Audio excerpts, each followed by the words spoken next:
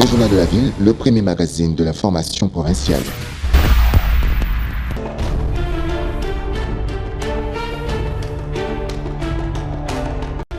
Mesdames et messieurs, merci de faire confiance au Journal de la Ville et tout de suite les sommaires. L'intersyndicale des syndicats des enseignants du ministère de l'Éducation nationale et Nouvelle Citoyenneté décide de suspendre son préavis de grève lancé sur l'étendue du territoire national et appelle tous les enseignants à reprendre les services dès ce lundi 15 septembre 2025. Raison de cette suspension, des pourparlers gouvernement-banc syndical viennent d'être initiés. Procès Joseph Kabila renvoyé au 19 septembre prochain, c'est vendredi 12. La partie civile a sollicité l'audition des 3 témoins afin d'éclairer la Cour sur les flux financiers entre le M23 AFC et l'ancien président. La Cour a demandé la requalification des faits de haute trahison. Le Journal de la Ville, le premier magazine de l'information provinciale.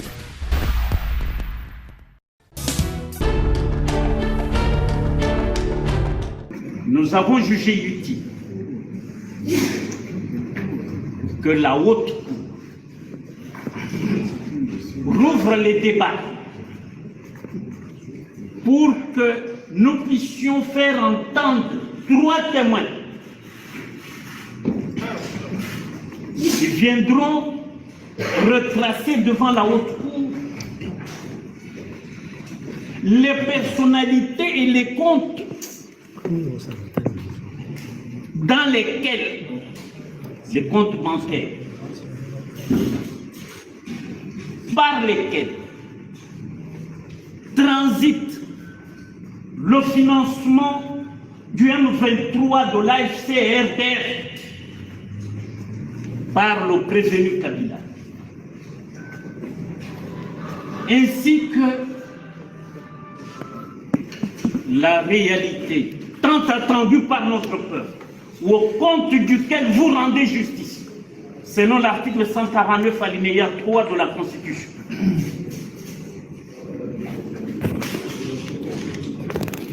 Que ce peuple-là sache que 18 ans durant, un étranger a été à la tête de la trahison en espionnage. Et vous y arriverez. Poursuivant sa série d'échanges avec les caucus des députés, ce jeudi 11 septembre 2025, le président du bureau de la Chambre basse du Parlement, Vital Kamerhe, a échangé avec les caucus des députés du Grand Kasaï. Objectif, garantir une rentrée parlementaire apaisée. Nous étions invités par le président en tant que caucus du Grand Kasaï. Il nous a étalé tous les problèmes ou toutes les préoccupations des députés et de l'Assemblée. Et nous avons aussi réagi par rapport à tous ces problèmes. Nous allons rentrer en paix puisque ici, il y a des problèmes ou des préoccupations des députés. Le président nous a garanti que tout va s'améliorer. Et quant aux problèmes liés aux députés, au social des députés et même des administratifs, voire nos assistants, ils vont tout régler. Mais pour les députés, nous attendons voir ce qu'il a promis. Est-ce qu'il l'a dit pour le faire? Nous attendons voir. Tout le monde a besoin de voir les choses changer. Nous attendons si les choses s'améliorent comme il vient de nous promettre. Dans un débat ouvert, le président Vital Kamerhe a également échangé avec les députés du Nord Kivu qui mettent l'accent sur la sécurité et l'unité pour une rentrée parlementaire apaisée. Vous du site Kivu et de Maniema, nous avons échangé à bateau rompu sur toutes les questions qui concernent le fonctionnement de l'Assemblée nationale, les questions qui concernent le social des députés. Nous avons examiné toutes ces questions ensemble avec le bureau de l'Assemblée nationale. Nous sommes convenus que nous devons nous mettre ensemble, particulièrement en ce qui concerne la question des social des députés. Mais l'important de savoir que les moments que nous traversons, et le président de la République l'avait souligné même, les moments que nous traversons ne jouent pas en notre faveur. Parce que Goma est occupé, Bukavu est occupé, Ouvira est menacé, Lubero est à moitié occupé. Je crois que vous avez suivi que les ADF ont tué 60 personnes à Mangurujipa. Et donc, ce n'est pas à nous, les députés nationaux, de procéder à la déstabilisation des institutions. Chaque député doit réaliser ça, parce que chaque député est propre du travail qu'il fait à l'Assemblée nationale. Mais aujourd'hui, nous sommes face à l'histoire. Nous devons savoir que le pays a besoin de nous. Le pays nous regarde. Nous ne pouvons pas tout simplement mettre le social, notre social, devant pendant que le pays est en train de brûler. Nous sommes du Maniema. On a fait un débat ouvert. Le président a reconnu ce qu'il a reconnu comme faille et il a éclairé le point qu'il fallait éclairer. Nous sommes les parlementaires. Nous sommes ici pour défendre les intérêts de notre population. On ne défend pas nos intérêts personnels. Nous devons soutenir les initiatives des chefs de l'État pour que la guerre cesse. On n'a pas besoin de division pendant cette période.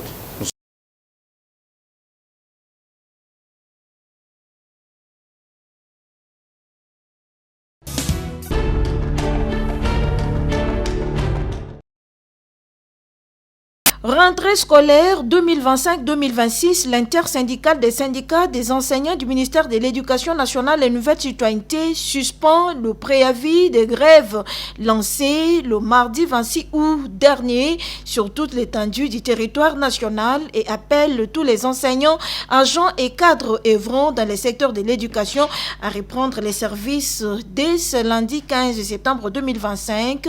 Dans une déclaration tenue ce vendredi 12 septembre à Kinshasa, à son siège social, l'intersyndicale des syndicats des enseignants de l'éducation nationale et Nouvelle Citoyenneté donne des raisons de la suspension de son préavis de grève qui a été lancé. Godefroid Matondonzouzi, président et porte-parole de l'intersyndicale du UNC. Le gouvernement de la République a initié une série d'échanges avec les banques syndicales pour examiner les revendications portées par le Bureau national de l'intersyndicale. La dernière est celle du jeudi 11 septembre 2025, présidée par le vice-ministre de l'Éducation nationale et Nouvelle Citoyenneté, sur l'ordre de la ministre d'État, ministre de l'Éducation nationale et Nouvelle Citoyenneté. À ce sujet précis, l'intersyndicale félicite solennellement tous les enseignants qui, jusqu'à présent, ont observé les mots d'ordre lancés en dépit de toute intimidation. Bravo pour cet acte de détermination et de fidélité. Et de ces pourparlers, gouvernement ban syndical, l'intersyndicale tient à préciser que Son Excellence, Monsieur le Président de la République, chef de l'État, est personnellement saisi et impliqué dans la recherche de voies et moyens pour trouver des solutions idoines à nos revendications. Les comptes rendus des 3 derniers conseils des ministres en sont une illustration. À ce stade, le gouvernement fait à l'interne une évaluation qui sera discutée avec les banques syndicales afin d'élaborer la feuille de route. Concernant l'augmentation salariale, il a été convenu de se conformer à la recommandation de Bibois août 2024 relative à l'organisation d'une mission d'identification des enseignants en vue de récupérer les salaires des fictifs et des faussaires afin de renforcer l'enveloppe salariale des enseignants et contribuer à la paie des nouvelles unités et des enseignants non payés. Et pour une rentrée scolaire apaisée dans le respect du calendrier scolaire 2025-2026 et dans un esprit syndical, l'intersyndicale recommande à tous les agents et cadres du ministère œuvrant au secrétariat général, à l'inspection générale, à la DINACOPé, au bureau gestionnaire au niveau provincial et local, ainsi que dans des écoles, de reprendre les services dès ce lundi 15 septembre 2025, afin de faciliter la mission de contrôle qui se pointe à l'horizon et de sauver notre système éducatif. Un bon entendeur s'aligne.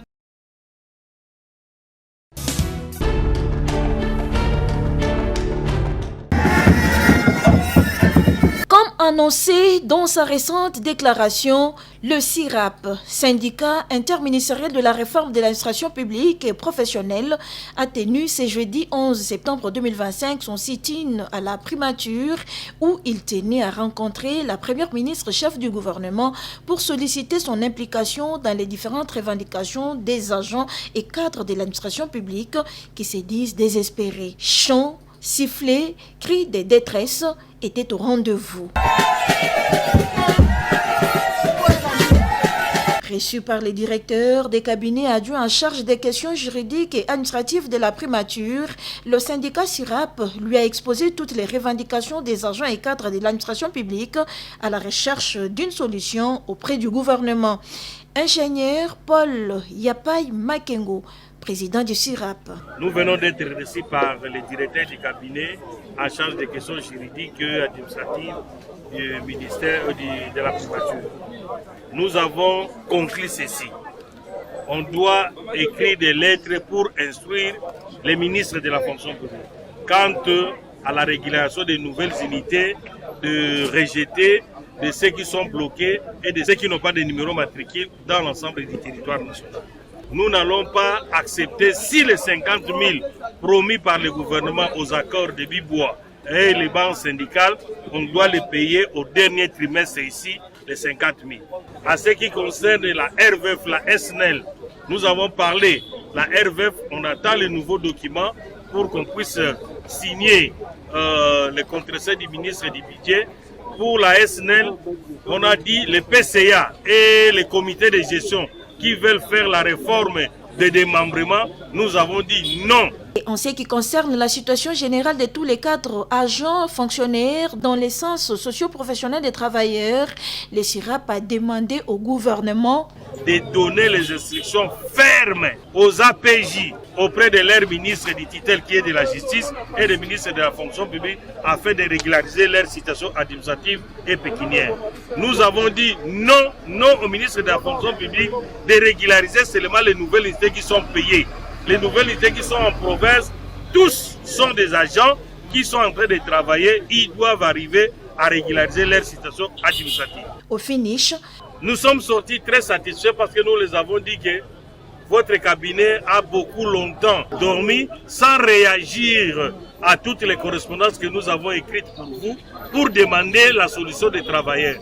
Voilà maintenant, les travailleurs et les agents des carrés de sécurité de l'État sont venus manifester pour que votre implication soit personnelle, Madame la Première ministre.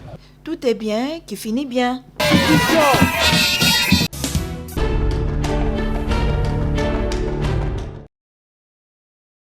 Une délégation du gouvernement est arrivée ce jeudi 11 septembre 2025 à Uvira, siège provisoire des institutions provinciales du Sud Kivu. La délégation, conduite par le vice-premier ministre, ministre de l'Intérieur, Sécurité, Décentralisation et Affaires coutumières, Jacquemain Chabani Louko, accompagné du ministre d'État, ministre de l'Industrie, Aimé Boji Sangara, du ministre de la Coopération régionale, Floribert Anzolini, du ministre délégué à la défense chargé des anciens combattants Eliezer Ntambwe, du chef d'état-major des forces armées de la République démocratique du Congo, le général Jules Banza, et du commissaire général de la police nationale congolaise à Longaboni. À son arrivée, la délégation a été accueillie par le comité provincial de sécurité ainsi que des autorités politico-administratives, les élus provinciaux et locaux, les autorités militaires, la société civile, les forces vives, ainsi que les délégués des patriotes Ouazalendo. L'objectif de la mission, réconforter, pacifier et restaurer l'autorité de l'État dans cette partie du pays où la population a connu des journées de turbulences, des vives tensions ainsi que des journées villes mortes, récemment décrétées par la société civile locale et les forces vives. Aussitôt arrivé, le vice-premier ministre, ministre de l'Intérieur, Jacquemain Chabani, va présider une réunion du comité provincial de sécurité afin d'avoir un aperçu général sur le plan sécuritaire, bien avant de procéder aux consultations de toutes les forces vives locales, notamment les représentants de toutes les communautés de la ville d'Uvira.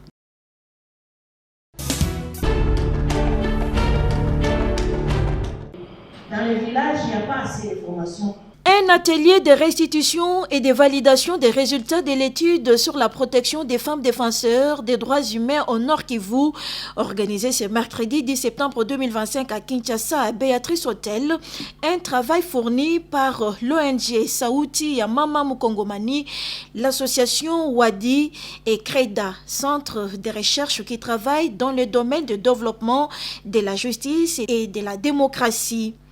Les résultats clés de cette étude menée démontrent que 60% des femmes défenseurs de droits humains au Nord Kivu sont exposées à des dangers permanents, notamment des menaces et arrestations arbitraires dans l'exercice de leur métier. Elles n'ont pas de connaissance de la loi relative à la protection et la responsabilité du défenseur des droits humains en République démocratique du Congo. Maître Nelly Mbangu Lumbu, coordonnatrice de Sauti ya Mama Mukongomani, revient sur les motifs qui ont poussé à cette étude. La province du Nord Kivu, comme vous le savez, une grande partie déjà vit sous occupation, ça c'est la première chose, et il y a des graves violations de droits humains qui se commettent sans que les autorités ne soient informées, mais il y a des violations de droits humains qui se commettent à l'endroit de ceux-là qui travaillent pour les autres, qui sont au chevet des autres, qui appuient les autres et qui viennent au secours des autres. Ce sont là les femmes défenseurs des droits de l'homme qui sont au chevet des survivants des violences. Donc nous avons pensé que c'est utile de pouvoir aussi mettre, n'est-ce pas, en évidence leur situation pour que cela puisse intéresser ou alors amener l'autorité à prendre des mesures nécessaires pouvant assurer sa protection. D'où la mise en place désormais d'une application mobile femmes défenseurs en sécurité. C'est une application de monitoring des cas de violation aux droits des défenseurs des droits de l'homme, qui sont surtout les femmes. Nous avons pensé que c'est mieux de pouvoir avoir une application qui en fait touche directement leur situation comme à une sorte de SOS. Ou qui en fait, lorsque vous avez l'information, vous pouvez directement relayer et vous avez la possibilité d'avoir une prise en charge. En proposant l'outil, nous pensons recueillir les éléments des participants pour que nous puissions encore améliorer l'outil, pour que l'outil soit en fait un outil qui va aider à pouvoir renseigner sur les cas de violations des droits de l'homme dans les différentes communautés. C'est dans le cadre du projet Nakata Ujeur Ikwetu, je refuse les violences chez nous, projet appuyé par Women Puissent et ONU Femmes, que cette étude est menée.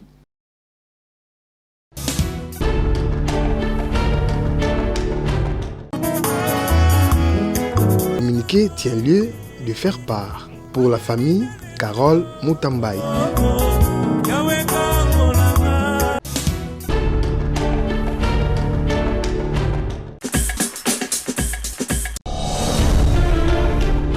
Nous sommes arrivés à la fin de ce journal de la ville, mesdames et messieurs. Merci de l'avoir suivi. Le prochain rendez-vous est fixé pour ce samedi et d'ici là, portez-vous bien.